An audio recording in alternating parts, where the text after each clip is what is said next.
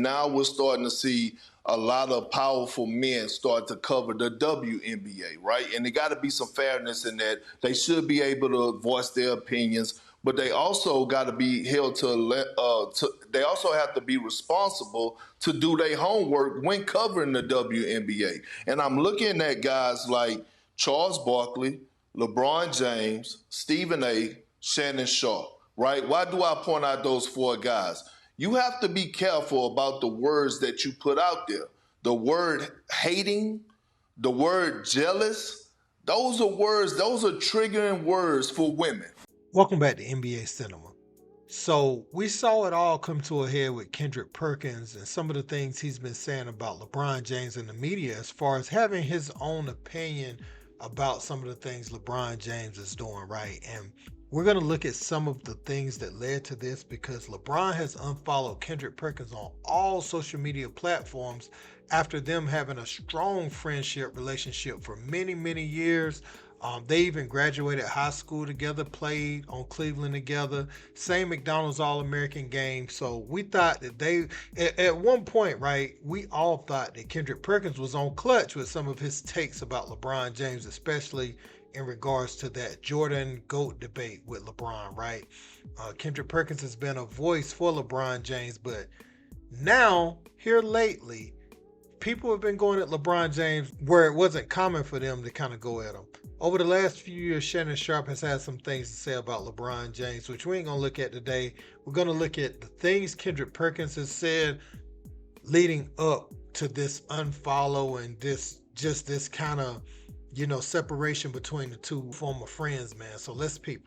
There was that time LeBron James called out the media for questioning Joel Embiid's commitment to the game and not coming back. Joel Embiid rushed back and got hurt.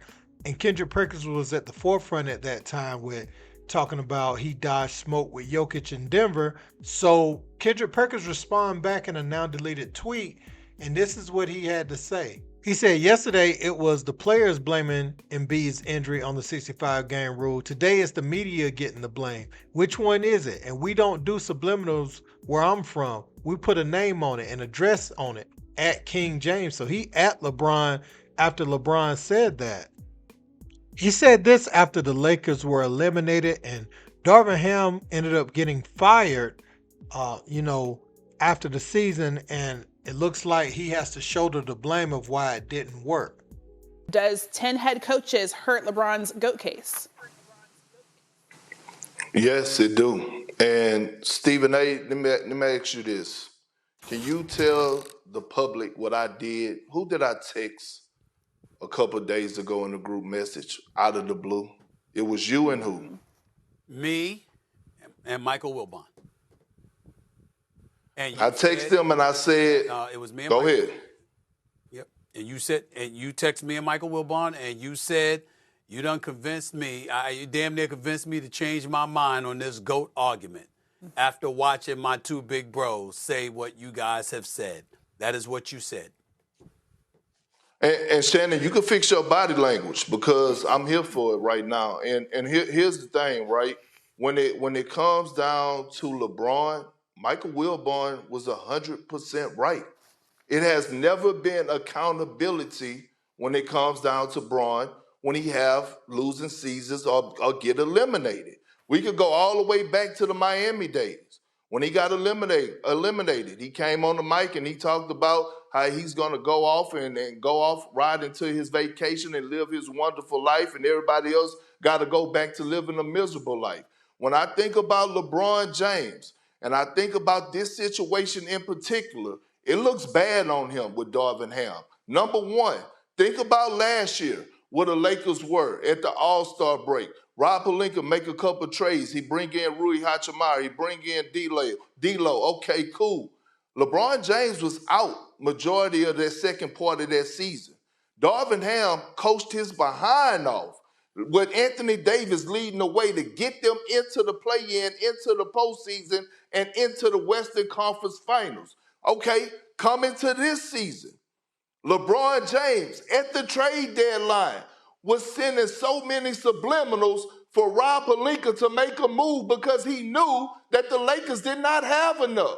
He knew that he wanted a DeJounte Murray to come over, but Rob Pelinka held on to Austin Reeves and D'Angelo Russell because he knew that in the Western Conference, he needed guys on the perimeter that was going to defend. So Darvin Ham he got the most out of what he had. And when you think about this roster, everybody kept saying, well, he's playing D'Lo and he's playing Austin Reeves so many minutes together. Why? Because they need spacing. And that was his only options. At the end of the day, man, I hate to say it, but I believe this in my soul right now. I wish LeBron James will retire. Not because I don't want to see more of LeBron James, not because I don't appreciate LeBron James, but I honestly believe deep down inside, the more LeBron James continue to play the game of basketball, the more it's going to hurt his legacy and the more it's going to continue to hurt his GOAT argument. Because as long as he steps foot on that floor, every single season is going to be expectations of him of winning a championship. And when he don't do that, we're going to be looking at him and saying, well, what happened now? So now you're looking at the Lakers. They're most likely going to re-sign LeBron James back this upcoming season. The coach that you bring in, if they don't make it to the finals or the Western Conference Finals, who's going to be to blame then? I have a problem, man. And I'm a little Toya Knuckle right now. I'm torn in between the two. Kendrick Perkins had even more to say regarding LeBron James, and this is a bit more sensitive, and I believe this is the beginning of where it started to turn the relationship sour between the two. He mentioned Bronny in his NBA draft coverage, and Kendrick Perkins kept it blunt, kept it simple, kept it straight. Let's check out what he had to say. Hey, look, let me say this. We have to stop. We have to stop. As the media and everybody else shining the light on Bronny, because it's other players that are deserve our attention, right? The lottery guys, the guys that are actually that are going to get drafted in the first round. Like, we're talking about a guy, a young man that's possibly going to go late second round or not getting drafted at all. I've never, in my 4 years of working here, I've never sat on the table where we're talking about a second-round pick. But this is LeBron James' son, and that is a legitimate storyline that one of the greatest of all times has a son trying to play in the NBA at the same time. And you have to give Bronny credit for actually trying to say the right things and showing up in the right places. And at the end of the day, and by the way, I like seeing LeBron in the stands as a proud dad.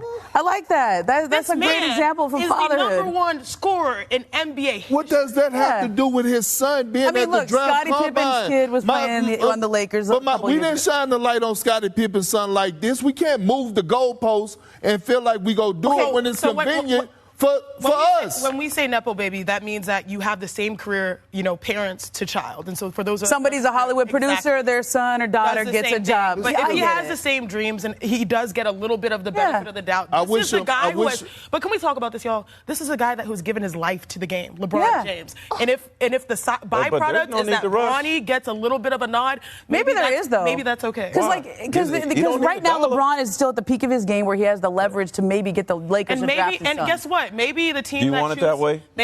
I wouldn't. However, if it's got to be done, that's the only way. That's the only way. Look, I want Bronny to be successful. I think all of us do. But I'm also being a realist here. Yeah. So in that segment, Kendrick Perkins was really just saying what a lot of people were thinking about the coverage of Bronny James leading into the NBA draft. Why aren't we talking about the other players? And obviously, first take is clicks, right? We're going to talk about the hottest topics, and Bronny is the hottest topic. But Kendrick Perkins was stating the obvious, and the women up there went kind of maternal with their feelings on Kendrick Perkins and what he was saying. He wasn't demeaning Bronny by no stretch of the imagination, right? He was just simply saying that Bronny should not get the coverage that he's getting because he's not one of the top prospects leading into the NBA draft, and it is because of Bron. This is just another way in for us to talk more and more about Bron and make everything about Bron. And so people took that the wrong way. And LeBron, I know he didn't like that, but here's the last thing that happened, which I covered yesterday, but this is the thing that got Kendrick Perkins unfollowed on social media. Let's peep. There was nothing on the basketball floor that Kyrie couldn't do. And sitting here watching it, I'm like so happy and so proud and to watch him and continue his growth or whatever the case may be. And at the same time, I'm so mad at the same time that I am not his running mate anymore. Here we go again. Bron weaseling his way into somebody else's moment. Like, let somebody else, like, this is not about you. Your team is at home. This is about the Mavs and the Celtics. But yet you're so mad and disappointed that you're not Kyrie Irving running mate no more. Here we go again. That's a different story. And so after that, that's when we saw Kendrick Perkins tweet, everybody didn't follow Jesus. And what he's saying, I saw some people even misinterpret that. What he's saying is, people didn't follow the most important person to ever exist. So them not following me don't mean anything. That's what Kendrick Perkins means. So no matter how big and great that you see LeBron, how much you idolize him, he's just another man. Him, anybody you could pick out in entertainment that they hold so high, Jay-Z, all them, they just men. They're just men. It ain't nothing special about a man, right? Other than maybe they have their own specific thing they do well. But idolizing them, that's a bit strong. And I think Kendrick Perkins is standing on this square. I thought he was with Clutch at one point, but evidently he wasn't. And I think you've seen other people like Draymond Green come out and speak against LeBron not doing his podcast and him doing JJ Redick's podcast. Let's check that out. I must say I am a little upset that LeBron James is like going on a podcast and he still haven't been on the Draymond Green show. But when it's your own thing, you kind of can't say anything. So I guess I'll live with it for now.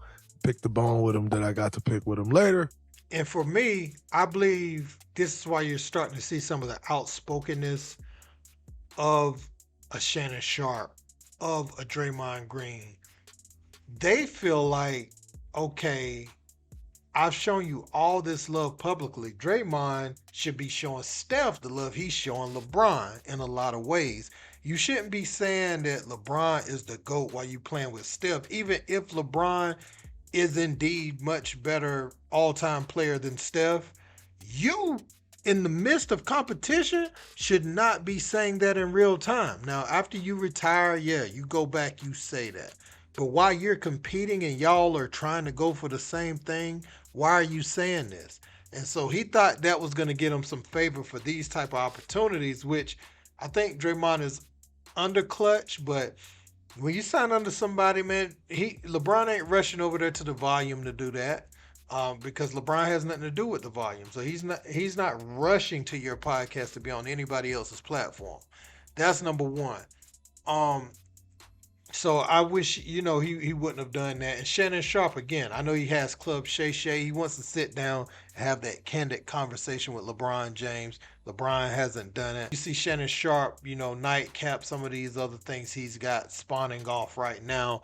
LeBron James has never came over and done those things. So now you're starting to see things being said in the media that probably wouldn't have been said 3 or 4 years ago about LeBron James. Kendrick Perkins, I don't know what's happened there because he was wearing the Santa Claus outfit and doing the Christmas carol singing LeBron is the GOAT and all this type of stuff. But here lately, I just feel like when that podcast with JJ Redick came out, more